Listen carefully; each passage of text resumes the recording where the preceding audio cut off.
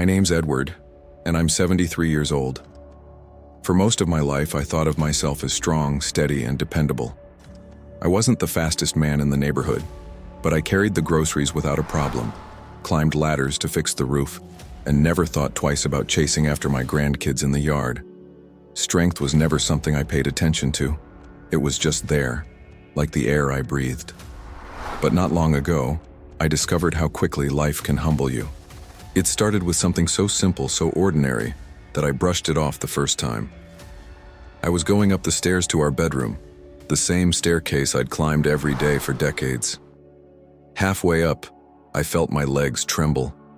My thighs burned, and it was as if the steps had doubled in size overnight. I grabbed the railing, pulled myself upward, and laughed nervously. "Guess I'm just tired today," I muttered, but deep down, a whisper of fear echoed. What if this isn't just tiredness? The days passed and it happened again. Not just on the stairs. Getting up from the recliner required a push from both arms. Carrying laundry up from the basement left me winded, my knees aching like rusted hinges. And then came the moment that changed everything. One Saturday morning, my granddaughter Lily ran up the stairs calling for me to follow. I tried to keep up, but halfway there my legs froze. I clung to the banister, my chest pounding, my body refusing to obey. Lily turned back, her little face confused. "Grandpa, are you coming?" she asked, her voice innocent, but her eyes worried. I wanted to say yes. I wanted to leap up those stairs like I used to, but I couldn't. My body had betrayed me. That night, lying awake, shame and fear tangled inside me. Was this the beginning of the end? Was I destined to watch my independence slip away step by painful step? And let me ask you, have you ever felt that moment of betrayal from your own body? Have your legs wobbled on the stairs, or your knees locked when you tried to rise from a chair? Have you caught yourself saying, "I guess I'm just getting old," while secretly wondering if something more serious was at play? I told myself I was overreacting, but the truth is, deep down, I was terrified. Losing the ability to climb stairs wasn't just about steps. It was about dignity, freedom, the simple act of moving through my own home without fear. At first, I tried to hide it. I joked about my creaky old knees, forcing a smile when my wife noticed me pausing halfway up the staircase. But behind closed doors, I sat on the edge of my bed, massaging my thighs, whispering to myself, "Don't let it get worse. Please, don't let it get worse." The frustration wasn't just physical, it was emotional. Every stumble felt like a loss, a reminder that time was stealing pieces of me I wasn't ready to give up. I thought about my father, who in his late 70s stopped using the stairs altogether. He confined himself to the first floor, slowly shrinking his world. He used to sit by the window, staring out at the steps he no longer dared to climb. I swore I'd never let that happen to me. Yet here I was, already feeling that same helplessness creeping in. One evening, as I struggled to put on my socks, I felt tears burn in my eyes. Imagine that. Tears just from trying to bend down and pull a simple piece of cloth over my foot. But it wasn't the sock. It was the realization that I was losing control of my body, inch by inch. And you know what hurts the most? The silence. Because no one talks about this. Friends chuckle about slowing down. Families assume it's just the normal aches of age. But inside, it feels like you're disappearing. That's why I want to tell you my story. Not because I have all the answers, but because maybe you felt the same fear I did. The fear that this weakness isn't just a bad day or two. That it's something deeper. Something that could strip away your independence. Let me be honest. I reached a breaking point. One night, after nearly tripping on the last step, I sat down hard on the stairway, my heart pounding. I stared at the wooden steps above me, so close yet so impossible. For the first time, I thought maybe this is it. Maybe my climbing days are over. But that moment of despair, that raw, humiliating moment, was also the start of something I didn't expect. Because as you'll see, losing my strength wasn't the end. It was the beginning of a journey that would teach me how to listen to my body, how to uncover hidden causes I never imagined, and how a simple, natural mix could restore not just my mobility, but my hope. And maybe, just maybe it can do the same for you. I used to tell myself, it's just old age. Everyone slows down eventually. But the truth is, that explanation became a shield, a way to avoid facing what my body was really trying to tell me. See, when your legs suddenly feel weaker, when climbing stairs becomes a struggle, it's not just a number on your birthday cake catching up with you. It's your body whispering, sometimes screaming, that something deeper is happening inside. I remember the morning it hit me hardest. I stood at the bottom of the staircase, staring up like it was Mount Everest. My wife, Claire, had already gone upstairs to grab her knitting basket. I placed my foot on the first step, pushed upward, and my thigh quivered as if I'd just run a marathon. The shame was instant. I pulled myself along with the railing, one shaky step at a time, hoping Claire wouldn't notice. But she did. She always did. "Ed, you okay?" she asked gently. I forced a smile. "Just a little stiff today." Yet in my chest I felt that same heavy knot. And let me ask you, have you ever brushed off your body's warning signs like that? Told yourself it was just a bad day or normal for your age, when deep down you knew it didn't feel right? The truth is, weakness in the legs, especially when it shows up suddenly, isn't always about birthdays. It can be your muscles crying out for nourishment, your joints inflamed by silent processes, or even your circulation slowing in ways you can't see. Doctors often use the word sarcopenia, a slow, creeping loss of muscle mass that sneaks up after 60. But the reality is, most of us notice it not in medical terms, but in tiny humiliations. The groceries feel heavier than they used to. Rising from a chair requires a push with both arms. The grandkids run ahead and you hesitate before following. Each small moment chips away at your confidence until one day you realize you've started avoiding the stairs altogether, and avoiding becomes dangerous.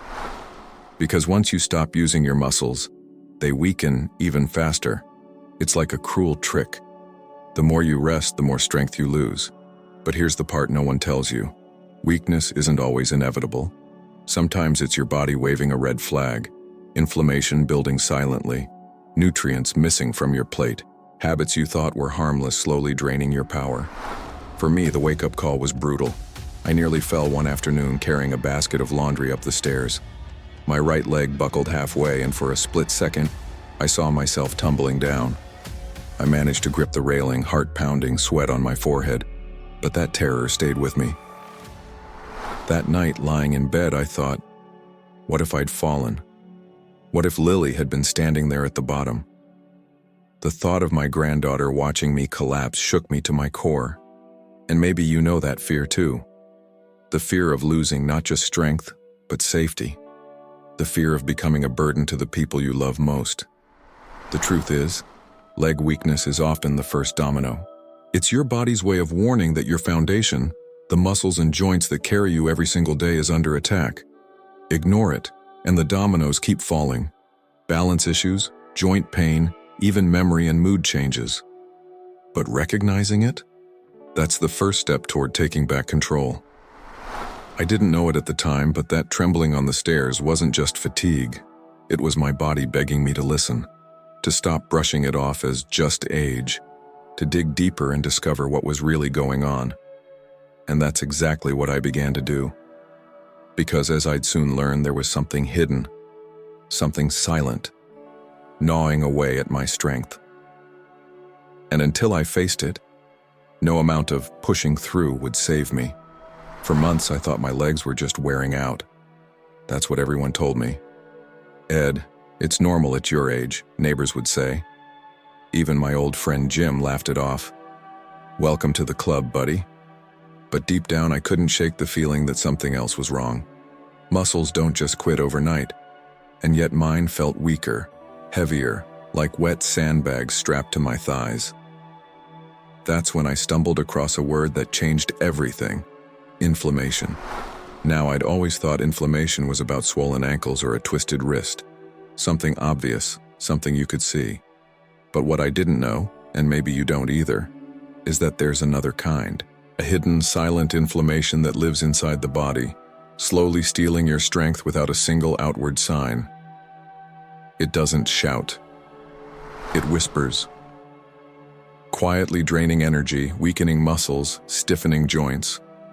And if you ignore it, one day you wake up realizing your body doesn't feel like yours anymore.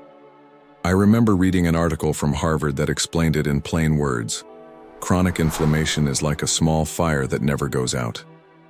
You don't see the flames, but over time it scorches everything in its path. Muscles, joints, even your brain. And I thought to myself, that's exactly how I feel. Like something's burning me out from the inside. Let me give you an example. One afternoon I tried to mow the lawn. I didn't even make it halfway before my legs screamed. Not from overuse, but from exhaustion that didn't make sense. I sat on the porch, sweat dripping, my wife looking at me with that worried frown she tries to hide. It wasn't the task itself. It was the way my body refused to respond. That's inflammation. It steals your energy, not in one big blow, but in small daily surrenders. And the cruel part, you might not even realize it's happening. You just think, I'm slowing down, I'm getting older. But here's the truth. Yes, age plays a role, but unchecked inflammation accelerates the decline. It's like pressing fast forward on weakness, falls, and fatigue. Studies from the NIH have shown that people over 60 with higher levels of chronic inflammation lose muscle mass at a much faster rate. Their legs weaken, their grip fades, and they're more likely to struggle with simple tasks, like, you guessed it, climbing stairs. And I thought, so it wasn't just me being lazy or weak. My body was under attack the whole time, and I didn't even know it. When you live with silent inflammation, every step is harder than it should be. It explains why some mornings I woke up already exhausted, why my knees ached after nothing more than sitting in a chair, why carrying a grocery bag felt like hauling bricks. The invisible fire inside me was draining the fuel from my muscles, one day at a time. And maybe you felt it too. That unexplained heaviness in your legs. That fatigue that doesn't match what you've actually done. That soreness that lingers long after it should have faded. It's not just age. It's your body's cry for help. The scariest part? I almost ignored it. I almost accepted that weakness as my new normal.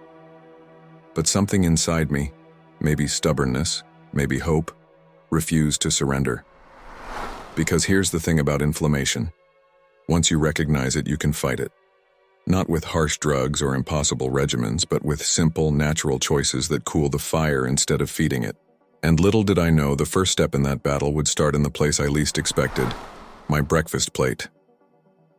For most of my life, breakfast was my favorite meal of the day. Not because it was healthy, but because it was easy.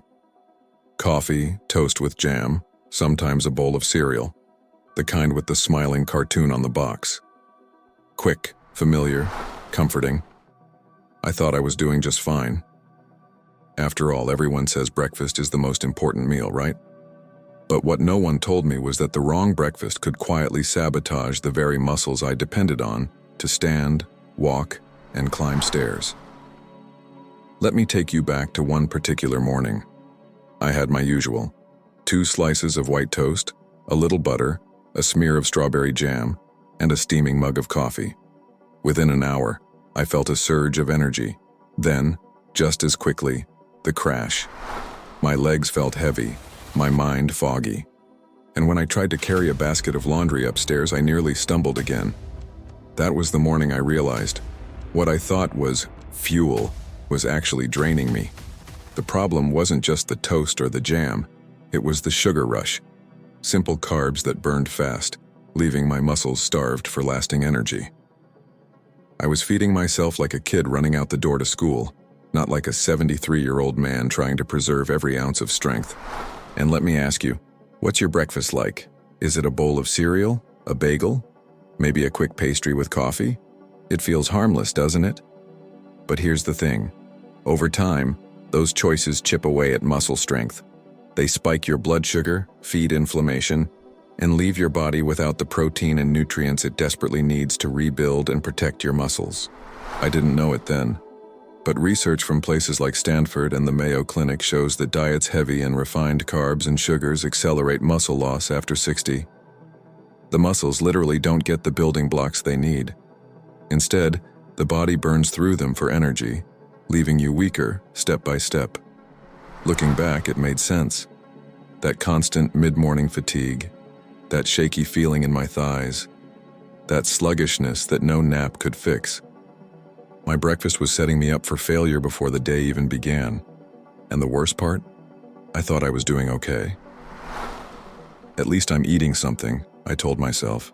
But in reality, I was skipping the very foods that could have protected my legs. Foods rich in protein, omega oils, antioxidants, the kind that actually feed muscles instead of starving them. One afternoon, I confided in my neighbor Sarah about my struggles. She's in her late 60s, sharp as ever, and she asked me point blank, "Ed, what do you eat in the morning?" I shrugged. Toast, jam, coffee, sometimes cereal. She raised an eyebrow. "No wonder you're running out of gas. You're feeding your sweet tooth, not your muscles." Her words stung, but they stuck. For the first time, I saw my breakfast not as a habit, but as a choice. A choice that was either helping me climb those stairs or holding me back. And that realization opened the door to something new, because soon after, Sarah would share with me a simple mix, just a handful of natural ingredients, that changed everything. At first, I didn't believe her. Could something so small, so ordinary, really make a difference after months of weakness? But I was desperate enough to try, and what happened over the next 4 weeks surprised me more than I can put into words. Sarah showed up one morning with a small jar in her hands. She set it on my kitchen table, slid a spoon across to me and said almost casually, "Try this, 1 spoon a day. Nothing fancy, just a mix I've been making for my knees." Inside the jar was a golden paste, thick and fragrant. It smelled earthy, almost peppery, with a hint of sweetness. I looked at her, skeptical. "What is it?" She smiled. "A blend of turmeric, black pepper, and a touch of olive oil. I stir in a bit of honey to make it easier to swallow. That's it. Simple as can be." I laughed. "That's supposed to help me climb stairs?" Her eyes softened. "It helped me get back on my bike." "Ed, you've got nothing to lose." I'll be honest, I wasn't convinced. After all, I'd lived long enough to hear my share of miracle cures and too good to be true remedies. But I respected Sarah, and more importantly, I trusted her. So the next morning, I took my first spoonful. The taste surprised me. Warm, sharp, a little sweet. It lingered on my tongue in a way I couldn't quite describe, and that was it. No lightning bolt, no instant surge of strength. Just a spoonful of something natural, something ordinary. But here's the thing. Over the days that followed, subtle changes began to show. The first week, I noticed the stiffness in my knees wasn't quite as sharp when I got out of bed.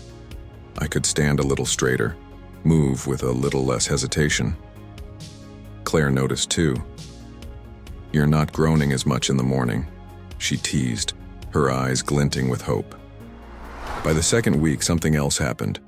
I climbed the stairs to the bedroom without stopping halfway. I still held the railing, but for the first time in months, I didn't freeze midway. I remember reaching the top, heart pounding, and whispering to myself, maybe this isn't the end after all. By week 3, my energy returned in unexpected ways. Carrying groceries didn't leave me gasping. Walking to the park with Lily felt less like a chore and more like joy again. One afternoon, she grabbed my hand and said, "Grandpa, you're faster now." That tiny sentence meant more than any doctor's reassurance ever could. And by the 4th week, the transformation was undeniable. No, I wasn't sprinting up the stairs like a teenager, but I was climbing step by step, steady and strong. I could rise from a chair without bracing myself on the armrest. I could bend to tie my shoes without dreading the pain in my thighs.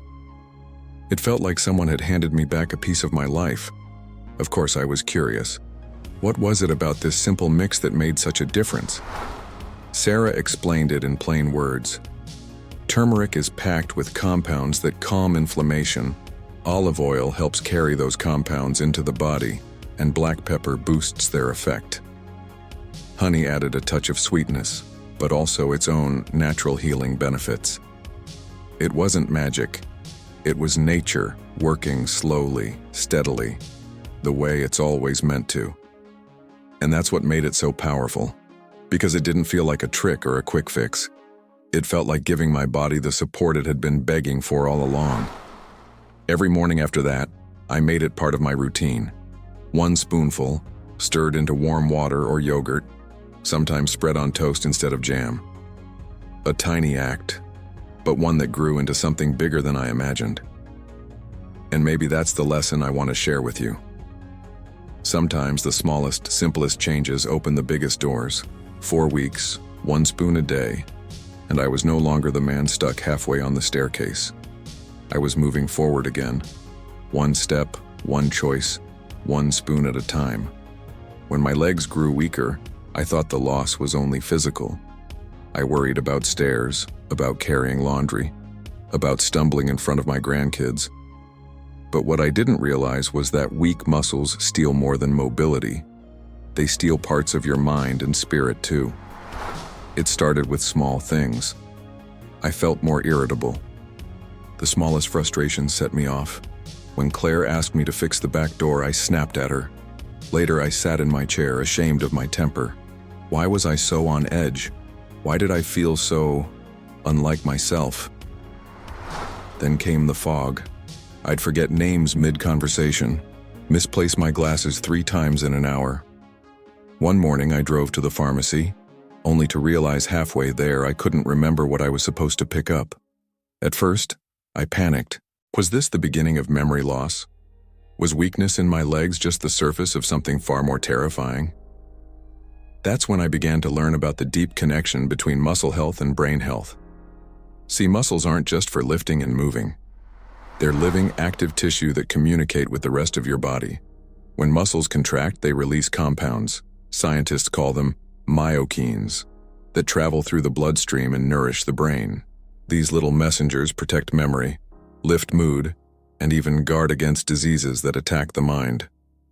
Harvard researchers once described it simply: strong muscles mean a stronger brain. It suddenly made sense. When my legs grew weaker, I wasn't just losing muscle. I was losing those vital signals that keep the brain sharp and the mood steady. No wonder I felt foggy. No wonder I felt low. And let me ask you, have you noticed it too? The days when your body feels heavy, your mind feels heavier? When weakness and sadness seem to walk hand in hand? One afternoon, I sat at the kitchen table, watching Lily draw pictures with her crayons. She laughed, telling me a silly story about a cat that wore shoes. But my mind was elsewhere, caught in a haze. I forced a smile, nodding along. But inside, I felt a hollow ache. That's when it hit me. If I didn't do something, I risked losing not only my strength, but these precious moments of connection. And that terrified me more than any stairwell ever could. The good news? Just as weakness in my legs dimmed my mind, the return of strength began to restore it. When I started taking Sarah's simple mix, and when I paired it with small, steady changes in my routine, I felt not only stronger but clearer. The fog lifted, little by little. By the 3rd week, I noticed I could remember details again. I could read a chapter in a book and actually recall the storyline. Claire commented one evening, "You're sharper, Ed. You're back to your old self." And she was right.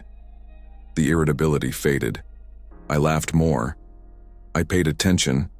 I felt present again. Science backs it up. Studies from the NIH and Mayo Clinic show that older adults who maintain muscle strength have significantly lower risks of memory decline and depression. It isn't just about vanity or independence. It's about keeping your mind alive, your spirit light, your days meaningful. So when you think about weak muscles, don't just picture difficulty climbing stairs. Picture the ripple effect, your mood, your focus, your conversations, your very sense of self. Because strength is not only in the legs, it's in the way you show up for the people you love, in the way you hold on to memories, in the way you feel hope for tomorrow. And I realized something profound. Rebuilding my legs wasn't just about walking again. It was about reclaiming who I was. When Sarah first told me about adding movement back into my day, I shook my head. Exercise? Clara, I can barely make it up the stairs. You think I'm going to run laps?" She laughed softly. "Not laps, Ed. Just one simple movement. Safe, steady, and made for folks like us." I'll admit, the word exercise scared me. Images of sweaty gyms, pounding treadmills, and push-ups flashed through my mind. That wasn't me, not anymore. But what she showed me was nothing like that. It was a movement called the sit-to-stand. So simple it felt almost silly at first. Here's how she explained it. Find a sturdy chair, sit down with your feet flat on the floor, cross your arms over your chest or place them lightly on your thighs. Stand up slowly, using as little help from your arms as possible. Sit back down, controlled, not collapsing. Repeat this even just 5 times at first. That's it. No weights, no fancy equipment, just standing up and sitting down, with focus and control. I gave it a try, and to my surprise I could do it, though my legs trembled on the first attempt. I managed 3 repetitions before collapsing back into the chair, breathless but oddly proud. Sarah smiled. "See? That's all it takes to start. Every time you do it, you're telling your muscles, wake up, we still need you." At first, I practiced once a day, just a handful of sit-to-stands before breakfast. It didn't feel like much. But within a week, I noticed something remarkable. Rising from the recliner no longer felt like such a struggle. Getting up to answer the door didn't require that embarrassing push with both hands. By the second week, I added a few more repetitions. I even caught myself standing taller, my back straighter, my steps more confident. Claire noticed it too. "You look stronger, Ed," she said one afternoon as I carried the mail inside without wobbling. "And let me ask you, could you try it right now? Could you sit in a chair and stand up slowly, even once or twice? It may feel small, but I promise it's the small things that build the foundation back." Science supports this too. Researchers at Tufts University tested older adults with muscle weakness and found that simple sit-to-stand exercises improved balance, reduced fall risk, and even boosted energy within weeks. No heavy lifting, no complicated routines, just a chair and consistency. For me, this little exercise became more than just movement. It became a ritual, a way of telling myself each day, I'm not giving up. My legs still belong to me. And here's the beauty. When you combine a simple mix that soothes inflammation with a simple exercise that reawakens the muscles, change comes faster than you think. Each supports the other, like fuel and spark, like breath and heartbeat. One morning, about a month into my routine, I stood up from the chair without even thinking about it. Smooth, steady, strong. It felt ordinary, and yet extraordinary at the same time. Because ordinary had become possible again. And that's the gift. Not running marathons, not lifting heavy weights, but reclaiming the simple, everyday movements that give life its dignity. Because in the end, being able to stand when you choose, walk when you wish, and climb when you need, that's freedom. And freedom at our age is worth everything. The first time I climbed the stairs without stopping, I didn't tell anyone. I just stood at the top, my hand resting on the wooden banister, breathing steady. For a moment, I closed my eyes and let the tears come. Not from pain, but from relief. It wasn't just about the steps. It was about what those steps represented. Because you see, when you lose the ability to climb stairs, it's not just mobility you're losing. It's independence, it's dignity. It's the freedom to move through your own home without fear. For months, I had felt trapped. The stairs became walls dividing me from my bedroom, my memories, even from the simple joy of chasing Lily when she called out, "Grandpa, come see this." Every stumble, every pause halfway up, felt like another piece of myself slipping away. But now those stairs were mine again. One afternoon, Lily challenged me. "Grandpa, race you to the top." She dashed ahead, her laughter ringing through the house. I followed, not fast, not like a child, but steady, strong, determined. When I reached the landing, she threw her arms around me. "You did it, Grandpa." In that moment, I realized this wasn't about legs. It wasn't even about age. It was about reclaiming the life I thought I had lost. And maybe you know what I mean. Maybe you've avoided the stairs in your own home. Maybe you've told yourself it's safer to stay on the ground floor. Maybe you've quietly accepted that this is just how it is now. But let me tell you, don't accept it. Not yet, because the truth is it's never too late to make small, powerful changes. A spoonful of something natural. A handful of simple movements. A choice each morning to take one more step than the day before. And step by step, you'll find yourself climbing again. Science can explain the muscles, the inflammation, the nutrients. But only you can feel what it means to stand tall, to walk without fear, to rise from a chair without struggle. That feeling, the feeling of freedom, no textbook can measure. I've lived long enough to know we can't control everything. Time will have its way, but we can choose how we meet it. With resignation, or with resilience. With despair, or with dignity. And if there's one thing I've learned from this journey, it's that strength isn't about never falling. It's about standing back up, again and again, until the stairs that once defeated you become the stairs that carry you forward. So let me ask you, what's your staircase? Maybe it's a literal flight of stairs. Maybe it's walking to the park, bending to garden, or simply standing long enough to cook dinner. Whatever it is, don't let it become your wall. Let it be your challenge and your victory. Because climbing stairs, at its core, isn't about muscles. It's about life, about dignity, about freedom. And today, I can say with all my heart, I'm free again. So now I turn the question to you. Do your legs feel weaker than they used to? Have you found a simple habit that's helping you stay strong? Share it with me in the comments. Because someone out there needs your story just as much as I needed to share mine. And if this journey touched you, pass it on. Send it to a friend, a parent, a neighbor who might be sitting at the bottom of their own staircase, wondering if they'll ever make it up again. Let them know it's not too late. The climb is still possible.